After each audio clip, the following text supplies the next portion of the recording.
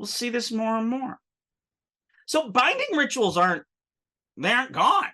I mean, look at this little spell right here. Magical recipes online. Black salt, earth, fire, grant my wish, use the thing, do the bottle, bind it here. Bind, bind, bind.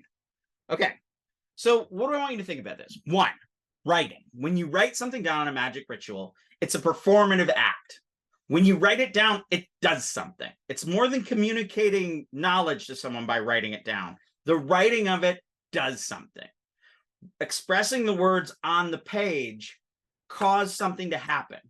It is a performative speech act or a speech act that is written down, that is made concrete.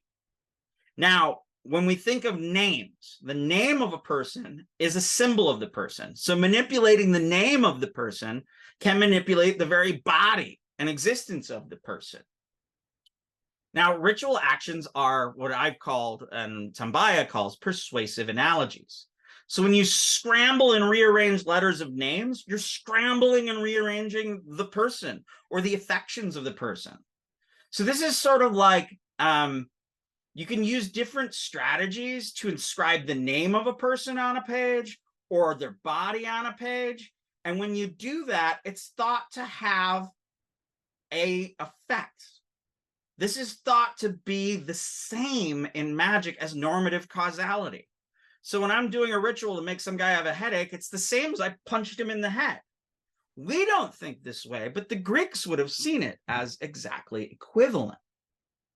When you're looking at the basic structure of these binding curse tablets, they have three elements. One, a wish for harm, the result that is desired. Two, the target or the victim. And three, a superhuman power, be that a deity, be that a ghost, be that a demon, be that the power of the ritual in and of itself is yoked to the binding powers of this tablet. Remember that these are not illegal or illicit. They're not considered cheating. They're not considered unfair. They were non-normative in the sense that, you know, if you really want to win at a chariot, you try to win at a chariot race. But a wise man also does magic, does a non-normative thing to make that victory more possible. So these were legitimate ways to get ahead in the world. And the operators were thinking symbolically, not literally. They weren't literally trying to smash a person's body apart or literally bind them from being able to move, but they were binding their ability to be effective in the world. And binding hasn't gone away. Remember I talked to you about how there was a tradition, or well, actually, it just happened a few years back that there was a whole group of occultists that were doing rituals to bind Donald Trump, bind him from having the ability to implement his will upon the country. And at the same time, there were a whole bunch of like occultists who liked Donald Trump who were doing the counter-binding rituals to Trump at the same time. Binding rituals go on. When I first started meeting Wiccans, they were always talking about doing binding rituals. And these binding rituals come kind of out of this Greek style of thinking. For instance, if you take, a former lover who's giving you a hard time and you bury his or her picture under the dirt, you've bound him. It's a common Wiccan ritual that they do. All right. The goal is success on the part of the operator.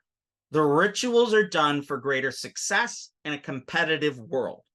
And I would argue, as I always argue, they are effective because they give people more confidence. They give people more ability to feel empowered in the world. In that sense, any ritual is effective as long as it has an effect. Sometimes that effect is just not being in pain due to inertia or frustration. All right, I'll catch you next time. Bye-bye.